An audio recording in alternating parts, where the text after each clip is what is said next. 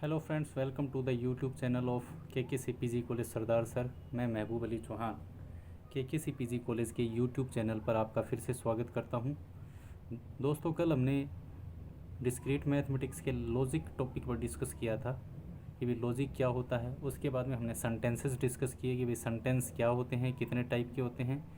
उसके बाद हमने सेंटेंस का पहला टाइप डिक्लेरेटिव सेंटेंस डिस्कस किया था, जिसमें हमने ये कहा था कि भाई ऐसे सेंटेंस जिसको हम ट्रू और फॉल्स में रिप्रेजेंट कर सके उसे हम डिक्लेरेटिव सेंटेंस कहते हैं।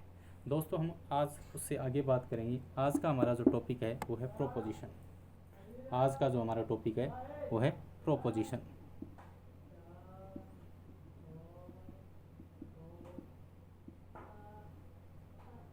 सबसे पहले हम डिस्कस करेंगे भाई प्रोपोजिशन क्या है। तो जैसे कि कल मैंने आपको बताया था डिक्लेरेटिव सेंटेंस, जी हाँ, डिक्लेरेटिव सेंटेंस को ही हम प्रोपोजिशन कहते हैं।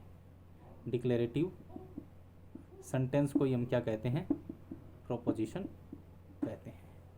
डिक्लेरेटिव सेंटेंस को ही हम प्रोपोजिशन कहते हैं। या अगर मैं दूसरे वर्ड में कहूँ कि भी ऐसे स्टेटमेंट जिसको हम ट्रू और फॉल्स की फॉर्म में रिप्रेजेंट कर सकें, उन स्टेटमेंट को हम क्या कहते हैं? प्रोपोजिशन कहते हैं। Statements which can be represents statements which can be represents either into the form of true or false। तो ऐसे स्टेटमेंट जिनको हम ट्रू या फॉल्स की फॉर्म में रिप्रेजेंट कर सकें उसे हम क्या बोलते हैं? प्रोपोजिशन बोलते हैं। तो डिक्लेरेटिव सेंटेंस ही क्या होते हैं? प्रोपोजिशन होते हैं। अब इन प्रोपोजिशन को हम स्मॉल अल्फ़ाबेट जैसे कि P, Q, R, इन सब में हम क्या कर सकते हैं? रिप्रेजेंट कर सकते हैं। जैसे एग्जांपल के तौर पर अब आप सोच रहे हो कि P, Q, R इन सब का क्या मतलब हुआ, कैसे रिप्रेजेंट करेंगे। फॉर एग्जांपल, जैसे मैंने एक सेंटेंस लिखा, Mahesh is a good boy. Mahesh is a good boy. जैसे कि मैंने एक सेंटेंस लिखा, Mahesh is a good boy, और इसको एक अल्फ़ाबेट से रिप्रेजेंट कर दिया इस तरीके से। इसका मतलब P एक प्रोपोजिशन है, Mahesh is a good boy. मतलब P एक स्टेटमेंट है जिसमें मैंने लिखा है Mahesh is a good boy. क्यों? क्योंकि इसको मैं ट्रू और फॉल्स में, महेश या तो गुड बॉय है या नहीं है, इसका मतलब इसको मैं ट्रू और फॉल्स में रिप्रेजेंट कर सकता हूँ। दूसरा मैंने प्रोपोजिशन लिखा Q, और इसमें मैंने कहा Mahesh is an intelligent boy. Mahesh is an intelligent boy. तो यहाँ पर मैंने दो प्रोपोजिशन लिए, एक तो P लिया है और एक Q लिया है। तो इस तरीके से मैं प्रोपोजिशंस को इंग्लिश अल्फ़ाबेट में रिप्रेजेंट कर सकता हूँ, स्मॉल अल्फ़ाबेट में रिप्रेजेंट कर सकता हूँ। अब ये जो प्रोपोजिशन है ये 2 टाइप्स के होते हैं। प्रोपोजिशन कितने टाइप्स के होते हैं? प्रोपोजिशन 2 टाइप्स के होते हैं। एक तो होता है एटॉमिक प्रोपोजिशन, एक तो होता है एटॉमिक प्रोपोजिशन, और एक होता है compound proposition.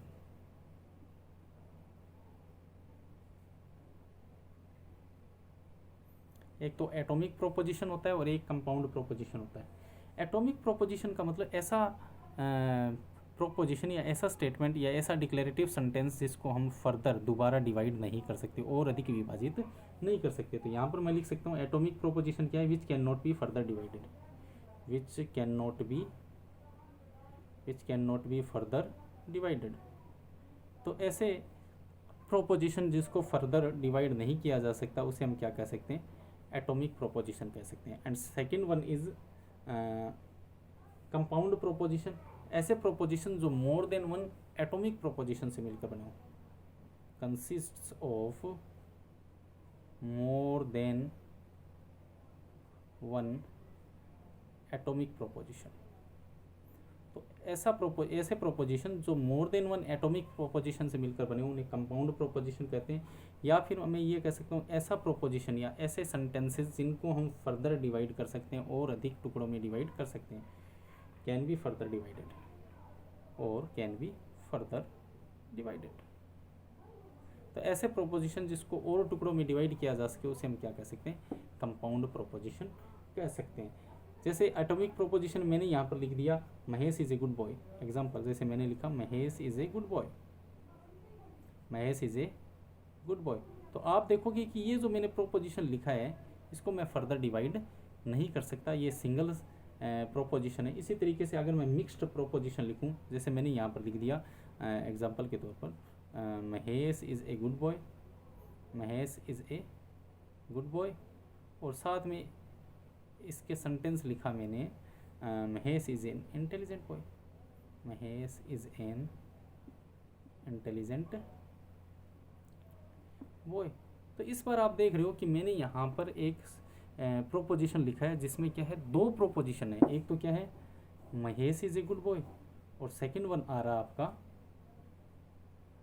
Mahesh is an intelligent boy. तो यहाँ पर दो प्रोपोजिशन, एक प्रोपोजिशन के अंदर क्या है, दो एटॉमिक प्रोपोजिशन है। इसका मतलब अगर मैं इनको अलग अलग करना चाहूँ तो अलग अलग कर सकता हूँ कि भाई एक प्रोपोजिशन तो हो गया महेश इज़ गुड बॉय और दूसरा प्रोपोजिशन हो गया Mahesh is an intelligent boy. तो इस तरीके से मैं क्या कर सकता हूँ, इस प्रोपोजिशन को दो टुकड़ों में डिवाइड कर सकता हूँ, इसीलिए इसको कंपाउंड प्रोपोजिशन कहते हैं। अब हम बात करेंगे कि भाई इन प्रोपोजिशंस पर हम कुछ ऑपरेशंस भी अप्लाई कर सकते हैं जिनको हम लॉजिकल ऑपरेशंस कहते हैं। तो हम इन प्रोपोजिशन पर किस किस तरीके के बेसिक लॉजिकल ऑपरेशंस अप्लाई कर सकते हैं उनका डिस्कशन करेंगे। तो मैं यहाँ पर लिख देता हूँ basic logical operations, basic logical operations.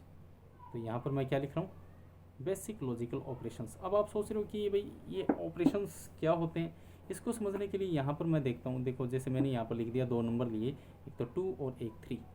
अब इस 2 और 3 पर मैंने क्या लगा दिया, एक ऑपरेशन अप्लाई कर दिया, प्लस। प्लस करने से मुझे क्या मिला, 5 मिला, मतलब मुझे एक रिजल्ट मिला है।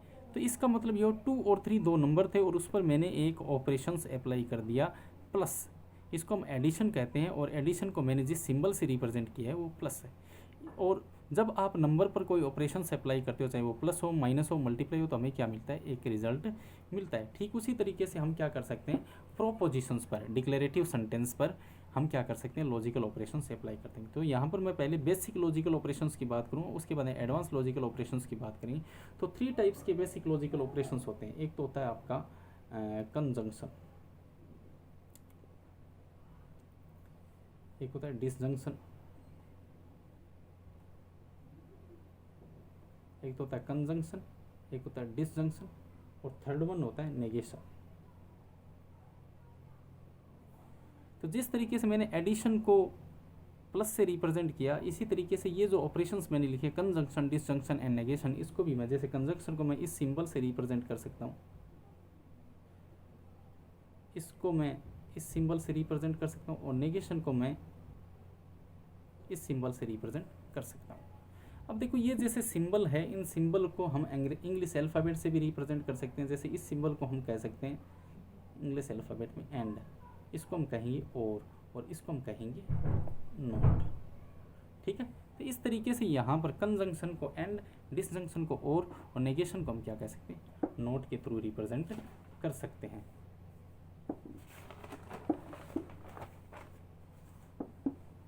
उसके बाद में आगे की हम बात करें कि भाई ये जो ऑपरेशंस है, ये जो लॉजिकल ऑपरेशंस है, प्रोपोजिशन पर हम लॉजिकल ऑपरेशंस किस तरीके से अप्लाई करेंगे और हमें रिजल्ट कैसे मिलेंगे।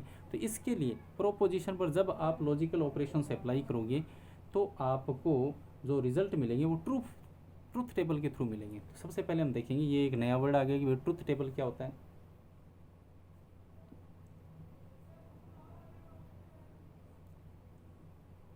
देखो ट्रूथ टेबल को समझने से पहले मैं आपको बता दूं, जैसे मैंने कहा कि प्रोपोजिशन या डिक्लेरेटिव सेंटेंस क्या होते हैं जिसको हम ट्रू और फॉल्स में रिप्रेजेंट कर सकते हैं। मतलब एक डिक्लेरेटिव सेंटेंस या प्रोपोजिशन के दो वैल्यू होगी, या तो ट्रू या फॉल्स। तो इसी तरीके से मान लो मैं दो प्रोपोजिशन लेता हूँ, सपोज करो एक तो पी ले लिया और एक क्यू ले लिया। पी की भी दो पॉसिबल वैल्यू हो सकती है, ये पी या तो ट्रू होगा या फॉल्स होगा। इसी तरीके से क्यू जो दूसरा प्रोपोजिशन है उसकी भी दो वैल्यू होगी, या तो ट्रू होगा या फॉल्स होगा। तो जब मैं पी और क्यू इन दोनों प्रोपोजिशन की ट्रू और फॉल्स वाली वैल्यूज़ पर जब लॉजिकल ऑपरेशन अप्लाई करूँगा, चाहे वो कंजंक्शन, डिसजंक्शन या नेगेशन अप्लाई करूँगा, तो उससे जो रिजल्ट मिलेगा वो भी क्या होगा, आपका ट्रू और फॉल्स की फॉर्म में होगा। तो पी और क्यू की जितनी भी पॉसिबल वैल्यूज़ है उसको हम जिस टेबल में लेते हैं उसको हम क्या कहते हैं, ट्रुथ टेबल लेते हैं, ट्रुथ टेबल कहते हैं। और फिर इन पॉसिबल वैल्यूज़ पर जब हम इनमें से, इन तीनों में से कोई भी लॉजिकल ऑपरेशन से अप्लाई करते हैं तो हमें जो रिजल्ट मिलता है वो भी ट्रू और फॉल्स की फॉर्म में होता है। तो ये सारा काम किस में होता है, ट्रुथ टेबल में होता है। ट्रुथ टेबल में हम क्या कह सकते हैं कि in truth table we take all possible values. in truth table we take all possible values of p and q।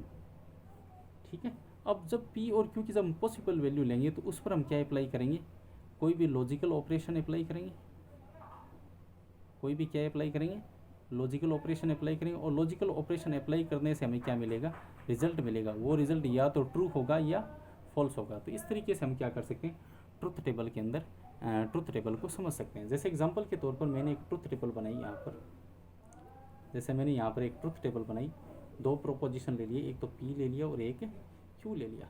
अब आप देखोगे कि p की पॉसिबल वैल्यू क्या आ सकती है। जैसे p और q मैंने दोनों साथ लिए, तो जैसे एग्जांपल के तौर पर p ट्रू ले लिया, q भी क्या ले लिया, ट्रू ले लिया। ठीक है, पहली पॉसिबल वैल्यूज़ तो दोनों की होगी जब p और q हम दोनों एक साथ लेते हैं। तो अब p और q जब दोनों मैंने साथ लिए तो हो सकता है पहला फॉल्स हो और दूसरा ही मैंने फॉल्स ले लिया, दोनों फॉल्स हो सकते हैं। तीसरा मैंने सपोज करो कि पहला ट्रू ले लिया, हो सकता है पहला स्टेटमेंट ट्रू और दूसरा क्या हो, फॉल्स हो। इसी तरीके से हो सकता है पहला प्रोपोजिशन फॉल्स और दूसरा क्या हो, ट्रू हो। तो इस तरीके से ये टोटल जो पॉसिबल वैल्यूज़ है वो कितनी है, 4 है।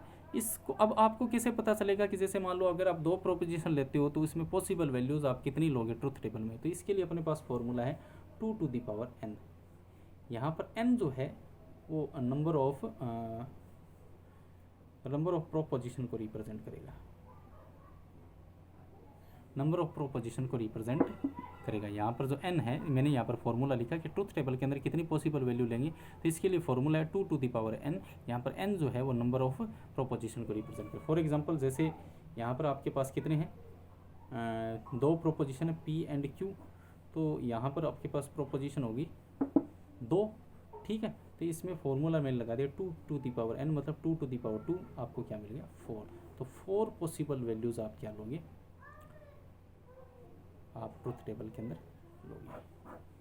ठीक है, तो प्यारे बच्चों आज का लेक्चर हम यहीं पर समाप्त करेंगे। आपके सुझाव और गाइडेंस जो है वो यहाँ पर वेलकम है। हमसे जुड़े रहने के लिए हमारे यूट्यूब चैनल को KKC PG कॉलेज के यूट्यूब चैनल को आप लाइक करें, शेयर करें, सब्सक्राइब करें, ताकि उस मोटिवेशन से हम आपकी डिमांड के हिसाब से अलग अलग तरीके की क्लासेस जो है वो ऑर्गेनाइज करवा सकें। थैंक्स।